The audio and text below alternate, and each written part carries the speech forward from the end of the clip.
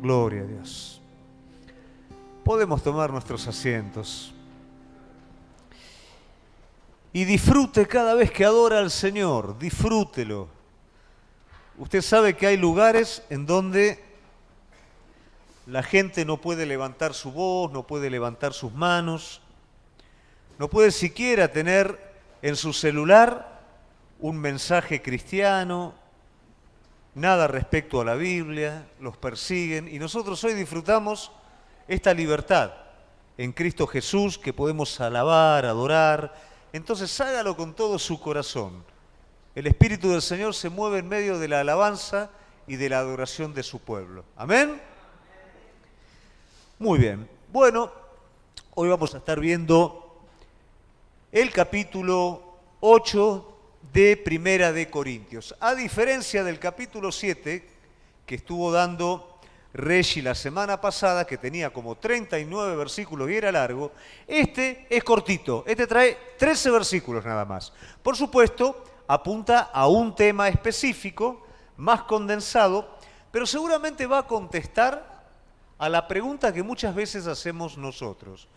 ¿Qué es lo que está bien? ¿Qué es lo que se puede? ¿Y qué es lo que no se puede? ¿Alguna vez hizo esa pregunta? ¿Qué se puede y qué no se puede?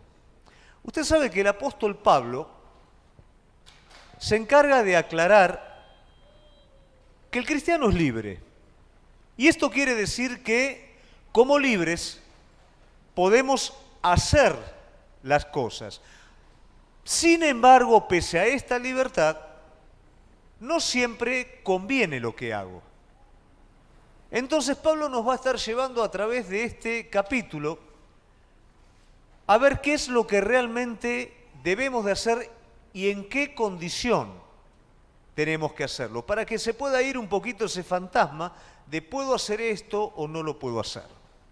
Algo que es fabuloso de este apóstol es la manera en la que levantó las iglesias. El lugar en donde iba, aunque había dificultades, aunque lo perseguían, él dejaba una iglesia levantada. Pero no solamente dejaba una iglesia levantada, sino que se encargaba de afirmar esa iglesia. Porque el secreto de toda iglesia es que el carácter de cada uno de sus miembros esté afirmado y consolidado. Que haya un montón de gente, pero que haya inmadurez espiritual, es un lío. Pero que tal vez no haya mucha gente, pero haya madurez espiritual, eso permite que la iglesia pueda crecer de una manera sana. Y si había algo de lo que se encargaba el apóstol Pablo, es en desarrollar el carácter de sus miembros, es en ayudar a que hubiera una progresión en el carácter de sus miembros. Algo que el apóstol Pablo utilizaba siempre eran figuras, ¿no? Él tenía la figura del arquitecto, que implicaba edificar la vida, la figura del soldado, que implicaba cómo utilizar todos los recursos que el Señor le dio en un combate, porque la vida espiritual es un combate. Muchos a veces fracasan por considerar que la vida espiritual es algo pasivo, en lo cual Dios me da las cosas y yo me tengo que quedar tranquilito esperando solamente. Entonces, cuando uno se da cuenta que la cosa no es así, sabe que tiene que batallar y pelear, a veces se frustra. Pero el apóstol Pablo se encargaba de enseñarle a la iglesia también de qué manera batallar. También él hace o utiliza figuras de agricultura, de lo que es un sembrador, de lo que es una semilla, y figura de un atleta, lo que es la disciplina de cada cristiano para progresar en su carrera. Todo apunta a lo mismo, a lo más importante para cada uno de nosotros, y es que el carácter espiritual se forme. Él se empeñaba en edificar a cada uno, edificar a los santos para la obra de ministerio, y esto no era ni más ni menos que cooperar para que Cristo fuese formado en cada uno. Esa es la meta del apóstol Pablo. Ahora bien, ya vamos a entrar un poquito en el capítulo 8, me imagino que todos trajeron los cuadernitos y las viromes, ¿sí? A ver, muéstremelo, a ver. Ahí está, ahí me levantan un celular, una cartera, cualquier cosa. Bueno, está bien. Traiga el cuadernito, tráigalo, así anota y no se olvida todo lo que le damos. Entonces en el capítulo 8 es una segunda contestación que el apóstol Pablo le hace a la iglesia, ¿no? Porque la iglesia le mandaba cartas y le preguntaba sobre los problemas. En el capítulo 7 le preguntaba sobre los problemas de matrimonio. Ahora, en el capítulo 8 le va a estar preguntando a la iglesia acerca de un problema que tiene que ver con la libertad que tiene el cristiano, un hasta dónde el cristiano puede estar moviéndose en algo específico. Y acá lo vamos a estar viendo. Vamos a ir al capítulo 8, versículo 1.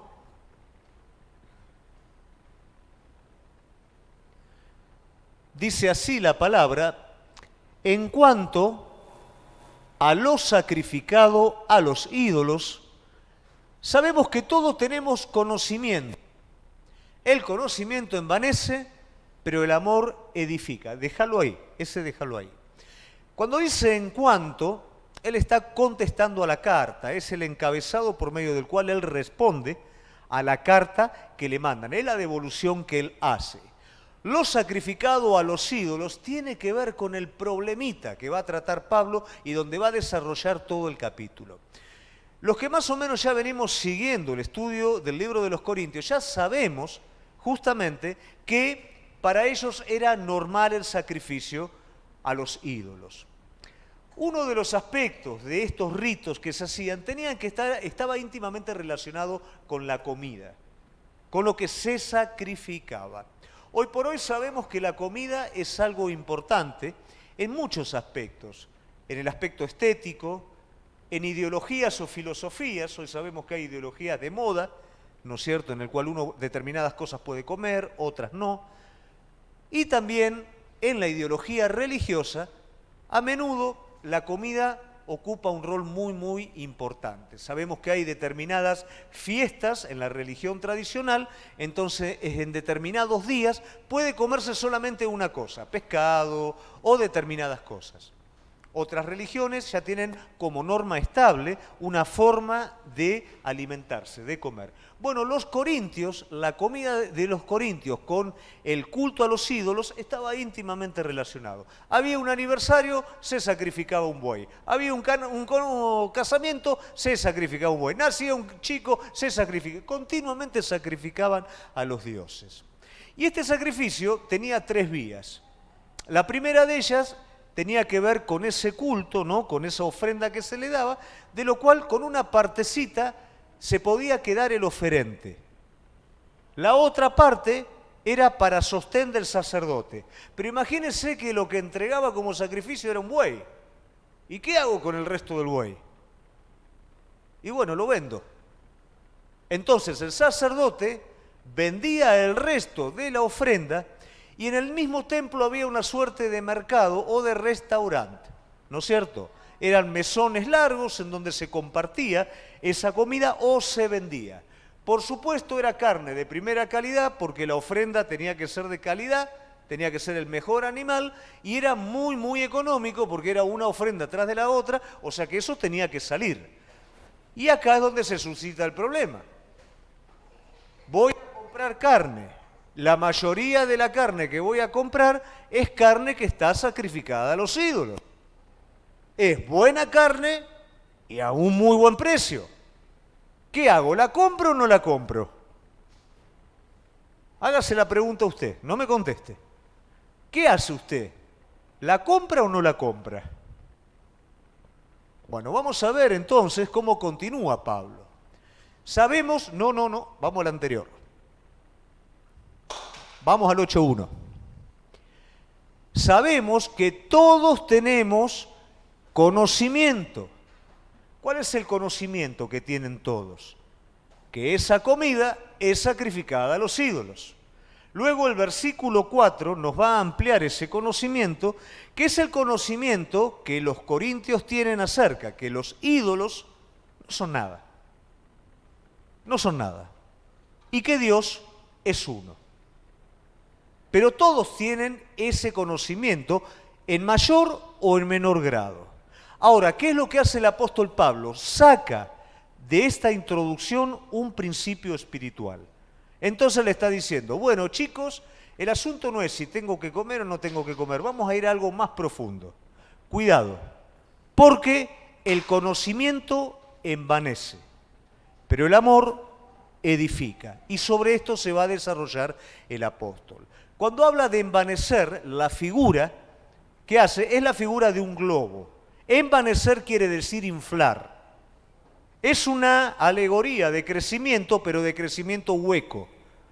¿Qué hace un globo? Se infla. Aparentemente crece, pero ¿qué hay adentro del globo? Aire. No hay nada. Pero el amor, y acá hay otra alegoría de crecimiento, edifica. Una cosa es cuando el aire da tamaño y otra cosa es cuando se edifica y consolida algo sólido. Bueno, el amor, a diferencia del conocimiento hueco, edifica. Entonces, cuidado. Hay una relación. El conocimiento por sí mismo no sirve de nada. Si el conocimiento no va acompañado con la actitud correcta, va a ser un efecto malo en nuestra vida, porque ¿qué es lo que va a traer? Va a traer orgullo, va a traer vanidad, va a traer dureza. ¿Cómo trata generalmente una persona intelectual que tiene un conocimiento acentuado a otras personas que tal vez no tienen conocimiento? Lo tratan medio como hasta ahí, ¿no? Como que no llega al target. Bueno, esto evidentemente era un problema que había en la iglesia de Corintio. Había gente que hacía más tiempo que estaba en la iglesia, tenía un conocimiento espiritual más avanzado y medio como que menospreciaban a aquellos que recién se convertían. Y Pablo le dice, ojo, porque ese conocimiento no es bueno. El amor es el que edifica. Si ese conocimiento, que es el que te hace libre, conoceréis la verdad y la verdad os hará libre, no te lleva al amor, te lleva a la jactancia, te lleva a la dureza, eso está mal. Eso te tiene que llevar al amor. Eso, aplicado a nuestras vidas, cada una de las cosas que vamos aprendiendo respecto a Cristo Jesús, tiene que ablandar más nuestro corazón, tiene que hacernos a imagen de Él y no que nos tiene que endurecer y nos hace jactanciosos respecto al hermano de inferior condición o muchas veces respecto al de afuera que todavía no conoce a Cristo. A la carne le encanta acusar, ¿por qué razón? Porque es aferrada al mérito propio. Entonces, lo poquito que aprendo y practico ya lo convierto en un argumento para acusar a otro. Pero ¿dónde está el amor ahí? No está presente. Pablo está diciendo, sin amor esto no funciona. ¿Se entiende? Vamos al versículo 2. ¿Está anotando? Uno está anotando. Y si alguno se imagina que sabe algo, aún no sabe nada como debe saberlo. Esta es la realidad del conocimiento hueco, de ese conocimiento vanaglorioso que es simplemente un globo que se infla. Dice, si alguno se imagina, ni siquiera, ¿no es cierto?, es una realidad. O sea, si vos creés que sabés algo y no hay amor en tu vida, aún no sabés nada, o sea que no hay un conocimiento como realmente lo tenés que saber. Viste que a veces aprendés algo nuevo de la palabra de Dios y ya, viste, es como que te inflás el pecho y... Porque el justo por su fe vivirá. ¡Wow! Y el otro no tiene fe. El justo, y vos no sos justo, vos no vivís por fe y ya te agrandás, ¿no?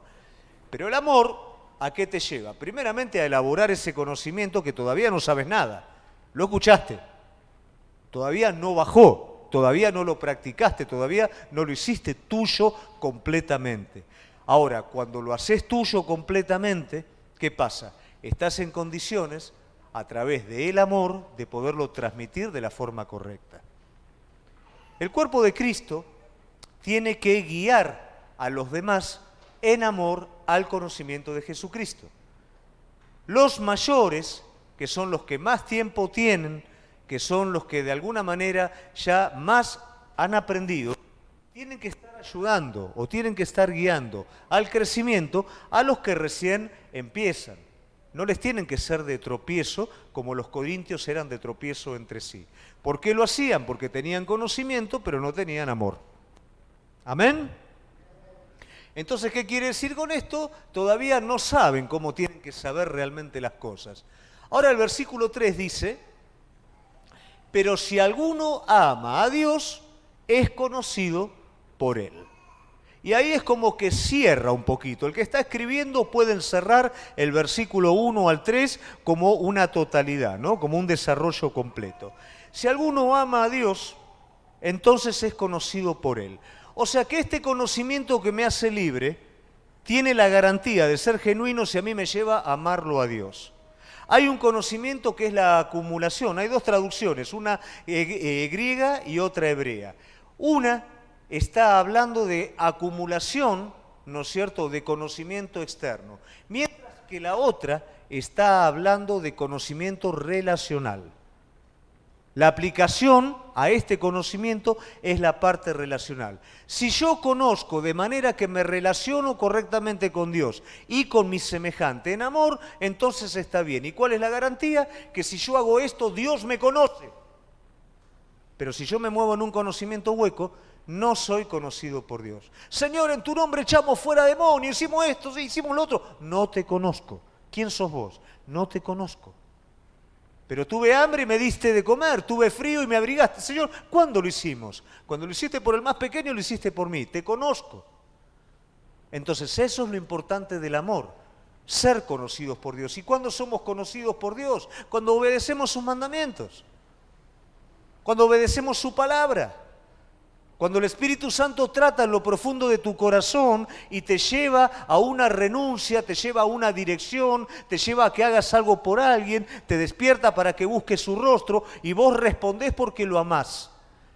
Es cuando en tu corazón Él está de manera continua porque lo amás. Él conoce.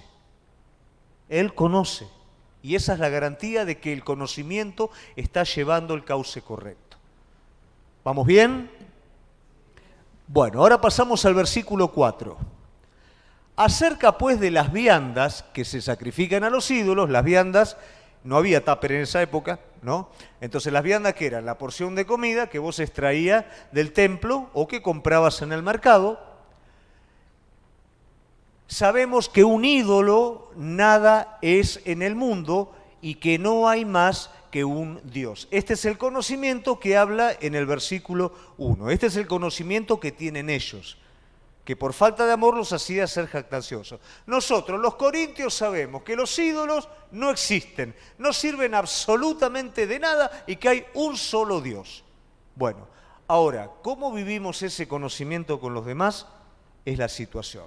Acá en Isaías capítulo 44, tenemos el versículo 14 al 20, tenemos un poquito la locura de lo que es un ídolo, ¿no? Y lo desarrolla el profeta de la siguiente manera, cómo el hombre, ¿no?, se arma un ídolo. Dice, corta cedros, toma ciprés y encina que crecen entre los árboles del bosque, planta pinos que se críen con la lluvia, ¿no? Arma un bosque de madera para luego poderla extraer. 15. De él se sirve luego el hombre para quemar y toma de ellos para calentarse, enciende también el horno, cuece panes, hace además un dios y lo adora y fabrica un ídolo y se arrodilla delante de él. O sea que hace un monte, llena todo de madera, usa la madera para todo y encima se hace un dios. ¿De dónde salió ese dios? Él lo hizo. Él se lo inventó. Me caliento con esto en la cocina, hago los pancitos y por las dudas me hago un Dios que me ayude. Eso es un ídolo. Obra de las manos del hombre. 16. Parte del leño, quema en el fuego con la parte de él, come carne, prepara un asado, se sacía, después se calienta y dice, oh, me he calentado, he visto el fuego. 17.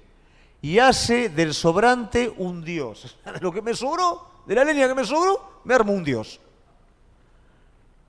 Un ídolo suyo, se postra delante de él, lo adora, le ruega diciendo, líbrame porque mi Dios eres tú. ¿Quién es ese Dios? La leña que sobró. No saben ni entienden porque cerrados están sus ojos para no ver y su corazón para no entender. Ahí vamos viendo un poquito como el estado de los corintios, ¿no? No hay una visión espiritual. no discurre para consigo, no tiene sentido ni entendimiento para decir, parte de esto quemé en el fuego y sobre sus brasas cocí pan, asé carne, la comí, haré del resto de él una abominación, me postraré delante de un tronco del árbol. A veces he visto videos, ¿no es cierto?, que realmente no es para reírse. Parte el corazón cuando la gente, sin conocimiento, cargan una tremenda estatua y la llevan abajo del sol. Y a veces se tropiezan, ¿no? Y esa estatua se cae y se rompe. Considerando de repente que ese ídolo va de alguna manera a poder aportar algo sobre su vida. Pero ¿acaso ese ídolo no es yeso que sobró? ¿No es material que no se utilizó para algo y se hizo algo con la obra de las manos, poniendo la esperanza en la obra de las propias manos? Esto nos tiene que despertar, que el ídolo es lo que construimos nosotros con nuestras manos en lugar de Cristo. Y el ídolo no tiene que ser necesariamente una estatua. El ídolo puede ser cualquier producto de nuestra iniciativa propia que lo ponemos en el lugar de Dios y nos inclinamos a Él y le adoramos. El ídolo es aquello a lo que le damos el primer lugar en nuestro corazón, obra de nuestras manos, adorándolo y esperando lo que Él nos dé, lo que realmente necesitamos, cuando solamente el bien que necesitamos puede venir directamente de Dios. 19. De cenizas se alimenta, su corazón engañado le desvía, para que no libre su alma ni diga, ¿no es pura mentira lo que tengo en mi mano derecha? Hasta ahí. Ese es el final de la obra del ídolo, ¿no? Después el hombre se enoja, se frustra. ¿Por qué? Porque por supuesto no tiene poder para salvarlo. Y si por casualidad algo acontece en su vida, él le da la gloria a ese ídolo. Y ese ídolo termina atando su vida. Pero ¿quién lo ata? Lo ata el demonio que se esconde atrás de él. Porque el ídolo por sí mismo no es nada. Pero sí hay una influencia espiritual que hace que la persona se incline ante algo que no es Dios y que se haga esclavo de ello. Y a partir de ese momento la persona queda atada. Es como cuando alguno va a un adivino. Me imagino que los de acá nadie fue a ningún adivino, ¿no? Bueno, no vamos a preguntar más. Pero ¿qué pasa? El adivino es como la gitana, ¿viste? Que te dice, a veces te va bien, a veces te va mal. En alguna va a pegar, ¿no? Pero ¿qué pasa? La persona que tiene débil conciencia quedó pegada. Entonces llévate esto y prende una vela. Y prendió una vela y le salió bien algo. Y ya quedó enganchado con eso. Entonces lo espiritual que se esconde detrás de todo eso lo ata a esa creencia. Y lo limita y lo esclaviza. Pero gracias a Dios que el conocimiento de Cristo nos hace libres. Libres de todo eso. Ahora, en esta libertad, ¿nos vamos a mover en amor o nos vamos a envanecer por el conocimiento que hemos recibido? Vamos a seguir con la palabra. Acerca pues de las viandas, esto ya lo vimos. Pues, aunque haya algunos que se llamen dioses, sea o en el cielo o en la tierra, como hay muchos dioses y muchos señores. Esto parece una contradicción, pero la realidad de esto está hablando, ¿no?, de ángeles caídos, que son demonios, está hablando de ángeles sanos, está hablando también de dioses y señores, como en la traducción en esa época a los jueces, o el término juez se lo traducía un poco como Dios con minúscula o Señor. Tenía que ver con la autoridad que éste ejercía. Pero esto no está descartando la creencia de que hay un solo Dios. Y esto es lo que los corintios habían entendido. El 6. Para nosotros, sin embargo, ahí está, solo hay un Dios, Dios Padre, del cual proceden todas las cosas. Este es Dios creador. Y nosotros somos para Él, ahí está la parte importante. Todos los ídolos que tenían los corintios, ¿qué era? El Dios, el ídolo al que adoramos, es para nosotros. La diferencia con el Dios único, ¿qué es? Yo soy para Él. Y nosotros somos para Él. Y un Señor, Jesucristo, por medio del cual son todas las cosas, y nosotros por medio de Él. Cristo, como también el Espíritu Santo, son expresiones de la naturaleza divina, de la persona divina. Hablamos de un Dios trino, siendo uno, son tres, pero no está hablando de diversidad de dioses, pero sí está hablando de la relación con Dios Padre, el Dios creador de todas las cosas, y Cristo, por medio del cual todas las cosas son hechas para Él y nosotros somos para Cristo. Vos fuiste creado para Él. No es que Él es un accesorio de tu vida, sino que vos fuiste creado para Cristo Jesús. Muy bien, vamos al 7. Pero no en todos hay este conocimiento, porque algunos habituados hasta aquí a los ídolos comen como sacrificado a y su conciencia, siendo débil, se contamina. Y acá hay un problema. Habían algunos corintios recién convertiditos. ¿Qué quiere decir? Que hasta antes de convertirse, ellos eran asiduos a los ídolos. Adoraban a los ídolos, comían la comida de los ídolos, pero ahora tienen el conocimiento de Cristo y se dan cuenta que lo que estaban haciendo está mal. Pero entonces ahora tienen un problema, porque tienen un conocimiento muy chiquitito. Le falta todo lo otro. Pero ¿qué pasa? Ellos están viendo ahora que otros que están más crecidos espiritualmente, que tienen este conocimiento que Dios es uno y los ídolos no existen, y se sientan en el restaurante del templo y comen. Y se compran unos asados ahí en el templo que no puede ser. Y ellos dicen, pero ¿cómo puede ser ahora este, que es más maduro que yo, que tiene un cargo, que está más allá, hace esto? ¿Y yo qué hago entonces? Si lo hace él, lo hago yo también. Pero todavía él no tiene el conocimiento que le permite estar libre de conciencia. Todavía no tiene ese conocimiento. Pero como lo hace él, lo hago yo. Pero su conciencia ahora lo acusa. Es como una persona que es asidua al alcohol. Y otro que viene a la iglesia, que no es alcohólico o que nunca, ¿no es cierto?, tomó, pero que toma, qué sé yo, se tomará en algún asadito, se tomará algún vino. Y el otro que dejó el alcohol va al asado y lo ve al líder, ¿no es cierto?, tomando vino. Bueno, si lo toma él, lo tomo yo también, pero la conciencia de él no está bien, porque él antes era alcohólico. Y para él, por lo menos en este tiempo, él no tiene que tomar, porque si no vuelve de nuevo a lo de antes. Pero lo veo al líder que está tomando, entonces como toma el líder, yo también tomo.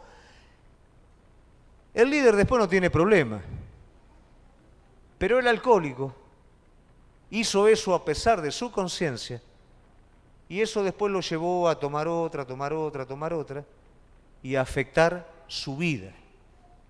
Lo mismo sucedía en esa época, en ese entonces.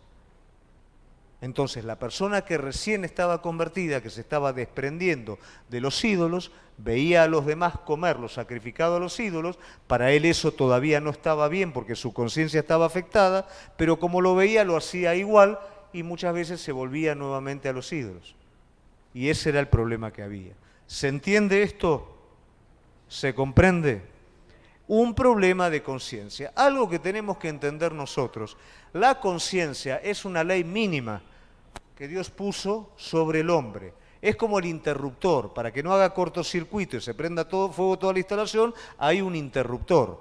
Entonces, cuando hay algo que está mal, la conciencia te avisa. Ahora bien, cuando nosotros conocemos al Señor, el conocimiento, ¿qué hace? Hace de cuenta que la conciencia es una ventana que está en parte sucia, en parte limpia. Ese conocimiento es una limpieza de esa ventana. Entonces la luz divina entra a través de esa ventana y yo puedo ver con claridad. Antes no veía con claridad, antes veía que algunas cosas estaban bien, otras estaban mal, pero todavía no sabía. En la medida que el conocimiento espiritual me fue haciendo libre, fui entendiendo más y mi conciencia fue quedando libre en medio de todo esto. Cuando la conciencia te acusa, no sigas avanzando. Es una ley que te está diciendo, o bien esto está mal, o todavía lo tenés que elaborar hasta que quede totalmente liberado. Y las personas que están más crecidas respeten los procesos de los demás, respeten la conciencia del otro. No digan, pero tenés que hacerlo, ¿no? Porque no, esto es muy delicado. Dios nos tiene paciencia y pagó un precio muy alto a través de su Hijo por cada uno de nosotros. ¿Cuánto más nosotros no vamos a esperar a los demás y ayudar al crecimiento sano al resto bajo la ley del amor y no bajo el conocimiento chato? Muy bien, vamos por el 9. Si bien la vianda no nos hace más aceptos delante de Dios, pues ni porque comamos seremos más, ni porque no comamos seremos menos. Nuevamente Pablo desprende otra enseñanza, otro principio espiritual. Recuerde que Pablo, cuando habla, él dice, esto, como habló el otro día Reggie, esto es mandamiento de Dios, esto yo lo digo por mi cuenta. Pero la palabra, ¿qué es? Inspirada por Dios.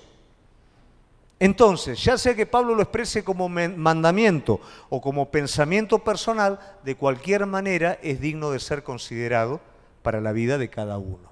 Entonces, lo que Pablo está diciendo acá, tenemos gente fuerte y gente débil. La gente que es fuerte, que come lo sacrificado a los ídolos, no es más que el débil que todavía no lo está haciendo.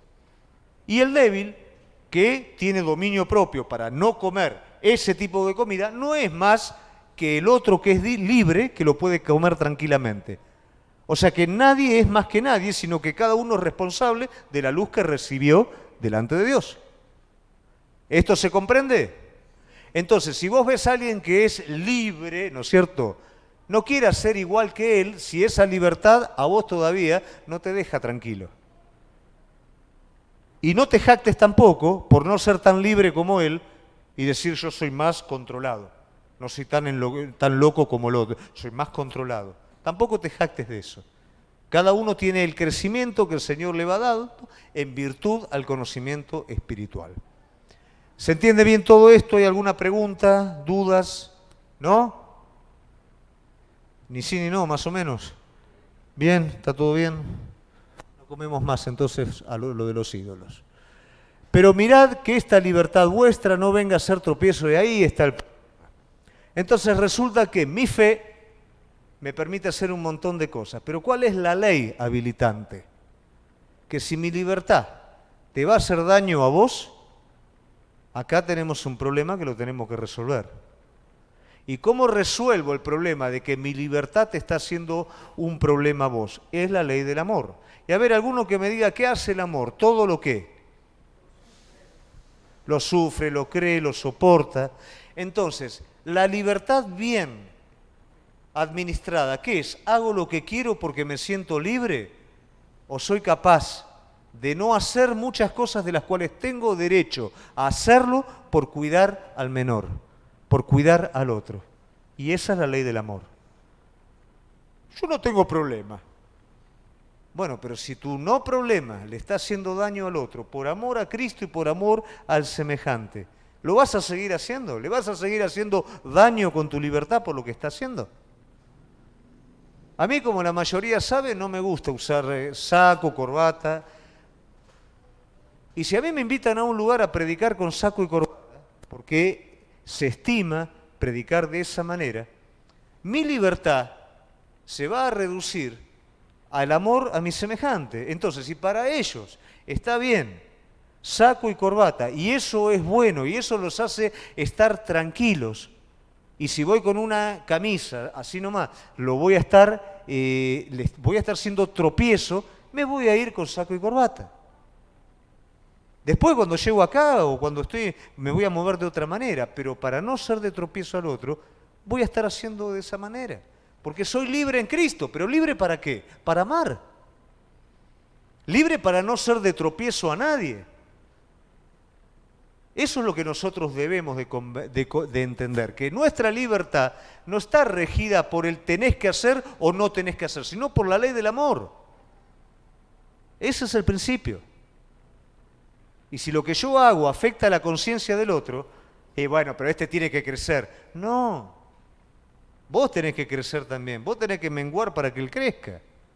Vos tenés que entregarte para que él salga de ese lugar. Y después cuando salga de ese lugar y haya crecido, se van a acordar que él estaba ahí. Ah, sí, yo antes esto no lo podía hacer, pero ahora entendí lo que es y ahora sí me siento bien para hacerlo. Eso es el crecimiento. Pero si yo me jacto de lo mío contra el otro, lo voy a estar afectando. ¿Se comprende? Muy bien.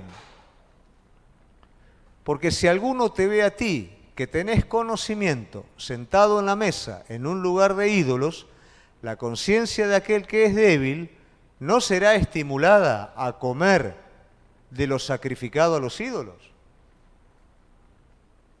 Pasa, sí, yo sé que la carne está barata, yo sé cómo es el asunto, pero yo recién salí de los ídolos, qué sé yo, me como la hamburguesa esta, la vegana, ¿viste? Que sale ahora. Todo mentira, ¿no? Eso tiene carne también, pero bueno, ¿viste? Vende. Entonces me como la hamburguesa vegana y lo tenés al otro que predica en la iglesia y todo y se está comiendo un churrascazo que no puede ser. Y no, bueno, si lo come él, lo como yo también, pero vos no estás convencido. Y te lo compraste y te lo comiste. Y ahí empieza todo. Y bueno, pero si ahora lo comí y mañana voy a tener que ir y qué sé yo, voy de nuevo a lo de los... El problema de conciencia es complicado. Yo me acuerdo que cuando recién me convertí, sin ser católico, tenía en la pieza mía un crucifijo, ¿no es cierto? Y a veces le tenía cuiqui, ¿no? Cuando me mandaba alguna que no podía hacer y pasaba cerca del crucifijo, ¿no? Y no conocía, y digo, me está mirando. Y cuando yo me convierto, ¿qué hago? Ya está, ya fue esto, ¿no? Y escucho todo lo que tienen, que no sea, tírelo. Y bueno, ya agarro y tiro el crucifijo, ¿no? Pero vos sabés que mi conciencia todavía no me lo permitía. Y me sentí como que le había fallado a Dios por haber tirado el crucifijo. Y encima, yo en la ventana, ahí cerquita ahí, había el tanque de agua de un chalet de al lado y quedó colgado ahí del chalet de al lado. Peor todavía, me asomaba en la ventana y estaba ahí. ¡Uy! Digo, no. Y lo tuve que sacar un secador y meterlo de nuevo. Una vez también me pasó que trabajando, ¿no? Yo trabajaba en un gimnasio y tenía cortes muy chiquitos de horario. Y yo buscaba un lugar para orar, ¿no? Y bueno, y el único lugar en el que podía orar, pues si no la gente te ve orando por la calle y cree que estás loco. El único lugar que había para orar era una iglesia católica, una iglesia tradicional. Y bueno, y voy, no había nadie, era el mediodía, no había nadie, ¿y qué pasa? Me pongo a orar, pero, o sea, está al frente y yo me pongo así de espalda, como acostumbramos a orar acá, ¿no? Me pongo a orar ahí, yo era mi comunión con Dios. No tengo problema de conciencia si es mi relación con Dios, ¿no? Pero ¿qué pasa? Viene una persona y me dice, usted no puede estar orando así, dándole la espalda a la imagen. Bueno, ¿qué le vamos a hacer? Me fui, me tuve que ir. Tuve que respetar. Yo le podría explicar un montón de cosas, pero yo estoy en un lugar en donde la conciencia para esa gente reacciona de esa manera. Yo soy el que tiene que correrse y no afectar la conciencia de ellos. Entonces, con todo esto tiene que ver.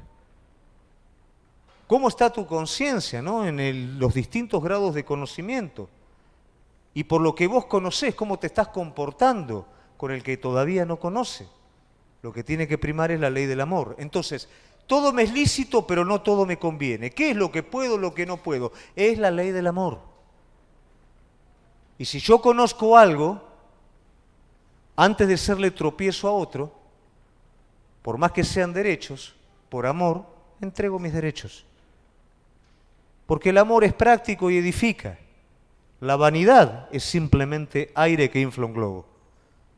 Y la ley del amor es una ley práctica, es una ley de obediencia, es una ley de fe. Vivimos por medio de la fe y del amor. El conocimiento acentúa nuestra confianza en Cristo y nuestro amor por Cristo. No nos hace vanidosos en lo que sabemos.